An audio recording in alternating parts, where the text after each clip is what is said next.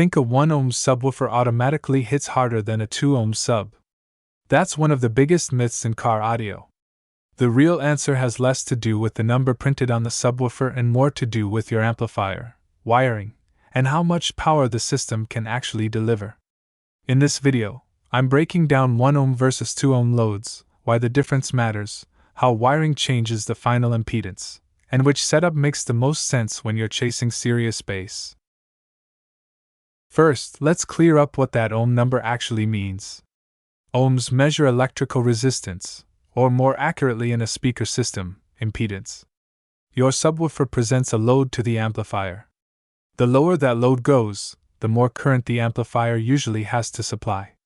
So, if an amplifier is designed to produce 1000 watts at 2 ohms, it may produce more power when you run it at 1 ohm. But that does not mean every amplifier will magically make twice the power, and it definitely doesn't mean every 1 ohm setup will be louder. This is where people get confused. They buy a 1 ohm subwoofer because they hear that lower impedance means more power. There's some truth behind that, but the amplifier has to be designed to handle that load. If the amp is only stable down to 2 ohms, connecting a 1 ohm load can cause overheating, protection mode, voltage problems, or even permanent damage.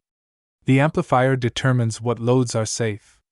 The subwoofer doesn't get to make that decision for you. So why can a 1 ohm load make more power? Think about electrical current.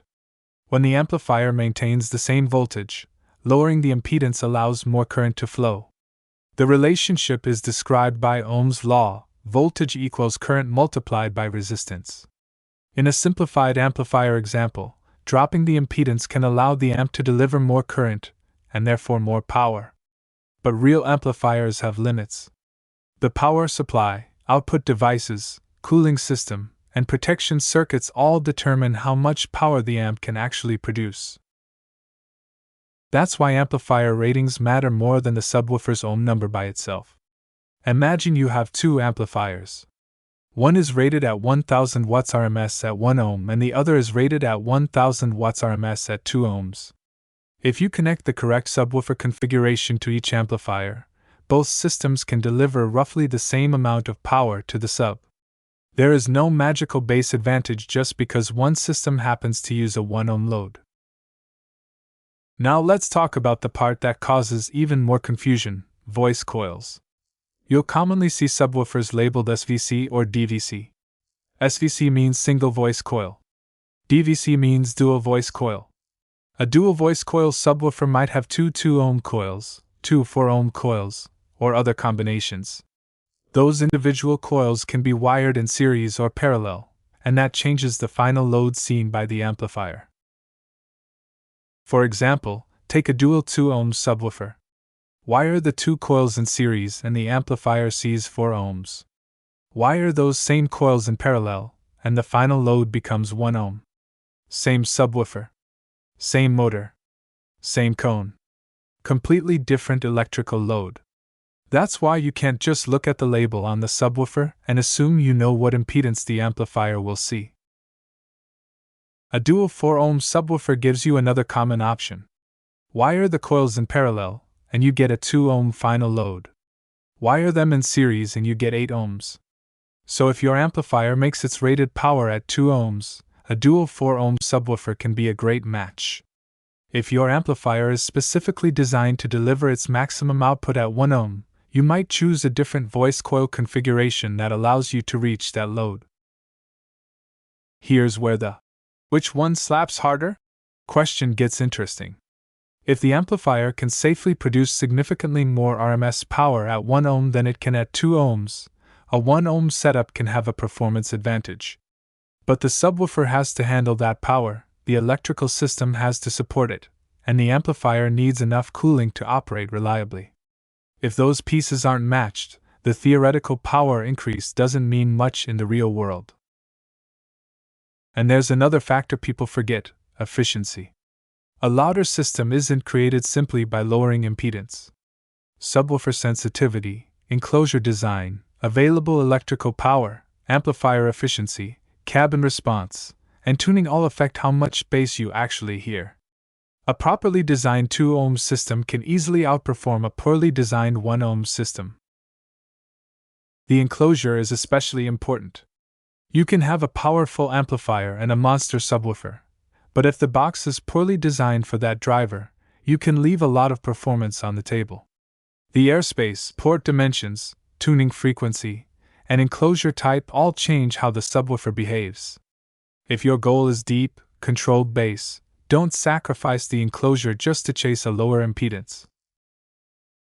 Now let's talk about electrical demand. When you drop from 2 ohms to 1 ohm, the amplifier generally has to deliver more current. More current means more demand from the amplifier's power supply and your vehicle's electrical system. That can mean more heat and potentially greater voltage drop if the electrical system isn't up to the job. This is one reason a properly matched 2 ohm setup can be attractive for daily driving. You may give up some amplifier output, depending on the amp, but you can gain a system that runs cooler and puts less stress on the electrical side. This also explains why RMS power is the number I pay attention to when choosing a system. Peak or max wattage can look impressive on a box, but RMS gives you a much better idea of what the equipment is designed to handle continuously. If your subwoofer is rated for 1000 watts RMS, I want an amplifier that can provide appropriate power around that rating at the final impedance I'm actually wiring. And don't forget gain. Gain is not a volume knob. I see people wire a system to 1 ohm, install a huge amplifier, and then crank the gain because they want more bass. That can push the amplifier into clipping and send a distorted signal to the subwoofer. More distortion doesn't automatically mean better bass. Proper gain setting helps the amplifier deliver a clean signal without abusing the equipment. There's also a reason some builders prefer 2 ohm systems even when their amplifier can handle 1 ohm. Lower impedance isn't always the best choice for every installation. If you're building a daily driven system and you care about reliability, heat, and electrical demand, running the amplifier at a higher supported impedance can make a lot of sense. If maximum output is your priority, and the amplifier is specifically built to handle a 1 ohm load, then 1 ohm can be the better route. But here's the mystery I want you to remember. The subwoofer doesn't decide how hard the system hits. The entire system does. A 1 ohm subwoofer connected to an amp that hates 1 ohm can perform worse than a 2 ohm setup that is perfectly matched. The better load is the one that lets your amplifier, subwoofer, enclosure, and electrical system work together. Before you buy anything, check the amplifier's RMS rating at the impedance you plan to run. Then check the subwoofer's RMS rating. After that, work backward through the voice coils and wiring to make sure you can actually create the desired final load. This simple process prevents a lot of expensive mistakes. If you're unsure about the wiring options for your exact subwoofer, check the description box.